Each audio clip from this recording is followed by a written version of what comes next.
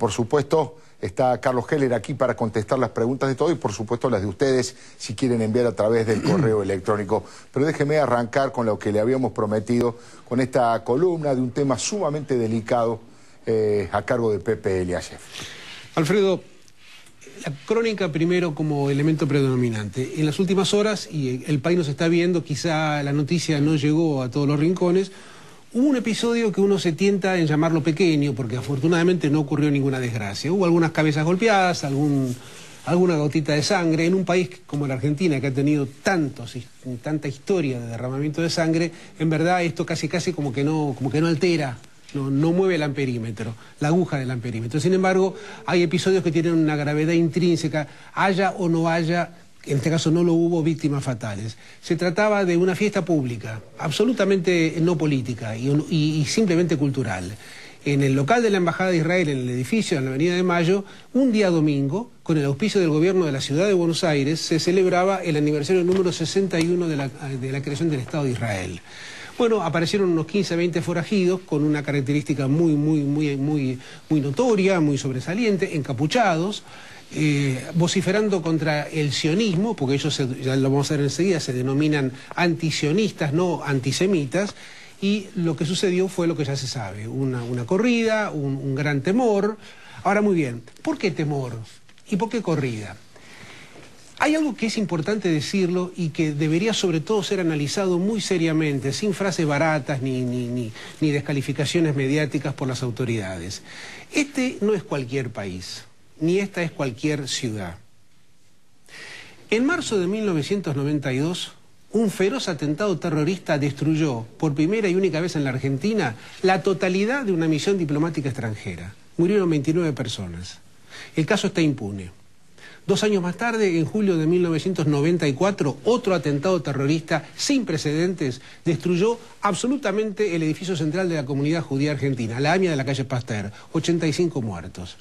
Hablamos de 114 muertos impunes. La justicia argentina, en 15 años que se van a cumplir ahora del atentado contra la AMIA, no avanzó un solo paso. Se intentó, se denunció, se investigó, se imputó inclusive a la República Islámica de Irán. Y sin embargo, ahí estamos, 114 muertes impunes. Para esa memoria aparentemente no hay una gran preocupación o la Argentina ha fracasado. Quiere decir que cuando alguien se moviliza contra la Embajada del Estado de Israel, no es un fenómeno anecdótico, un fenómeno pequeño, es un fenómeno de una enorme gravedad.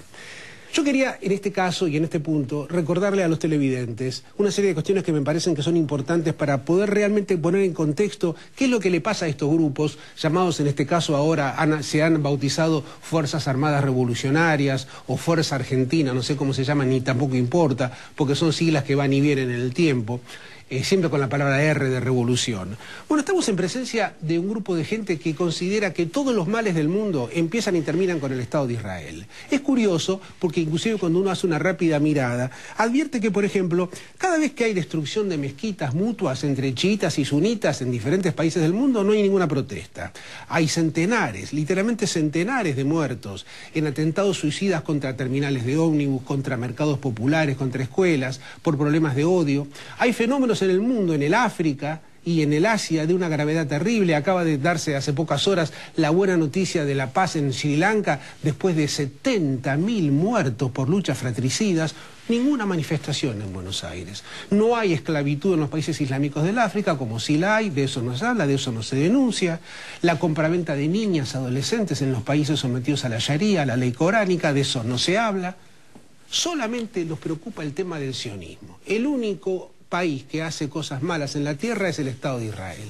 Estos encapuchados, de los que no se sabe prácticamente nada, son sin embargo la excrescencia de un país que ha vivido mucho de estas cosas y que en el corto lapso inclusive tienen el vínculo de que Luis Delía, que ahora aparece ridiculizado por televisión, pero que no es una persona para ridiculizar, estuvo, de hecho, en la República Islámica de Irán trabando relaciones con ese gobierno. El mismo personaje que dijo, y no fue desmentido, que fue enviado a Cuba a organizar la contracumbre de las Américas con el comandante Fidel Castro.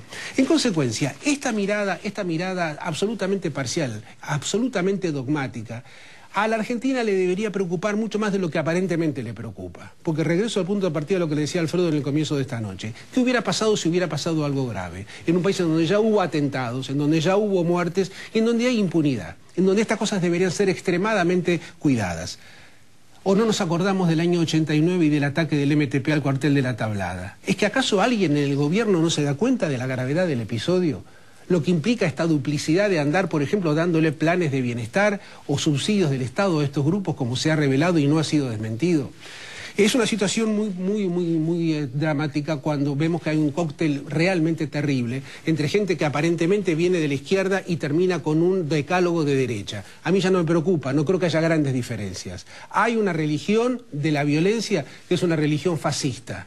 Hay una religión de encapucharse y armarse con palos que es una religión fascista. Aunque levanten banderas rojas, son inexorablemente fascistas. Y si me apuran, les diría, y te diría, Alfredo, para cerrar, que el fascismo ya a esta altura no tiene signo ideológico. Hay un fascismo de derecha que hemos conocido, que hemos padecido, que ha generado centenares de millones de seres humanos acorralados y decenas de millones de personas muertas durante la Segunda Guerra, fascismo que fue derrotado por los aliados, y ahora hay una excrescencia que es un fascismo de características nuevas que a mí me preocupa, que enarbola banderas revolucionarias cuando en rigor de verdad sigue predicando el mismo evangelio de la violencia. Muchísimas gracias, Pepe. Heller, hacemos un poco lo mismo que hicimos con Julio Bárbaro, que yo le dije que me criticara la columna. ¿Quiere usted opinar sobre el tema? ¿Qué le parece desde el punto de vista político-ideológico? ¿Cómo define estos grupos? ¿Es grave o no es grave? ¿Cómo es el balance que usted hace de este hecho?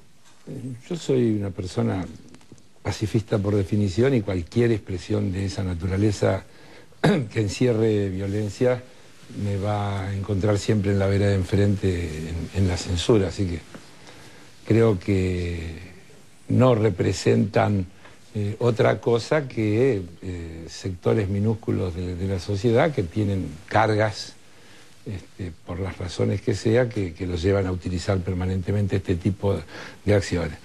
Muchas veces cuando el tiempo lo permite, el tiempo largo, aparecen a veces manos impensadas detrás de estos grupos, ¿no?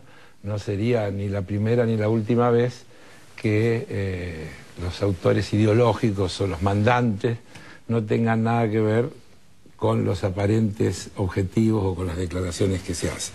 Ha habido infinidad de ¿Usted cosas. sospecha que hay algún tipo de provocación preelectoral que tiene que ver con el tiempo? Yo tengo que pensar que al gobierno, nadie podría creer que al gobierno le favorece que pase esto. Es el primer perjudicado. No hay nadie, uno de los primeros perjudicados. Entonces, qué sé yo, ¿no? Parece una mano media extraña.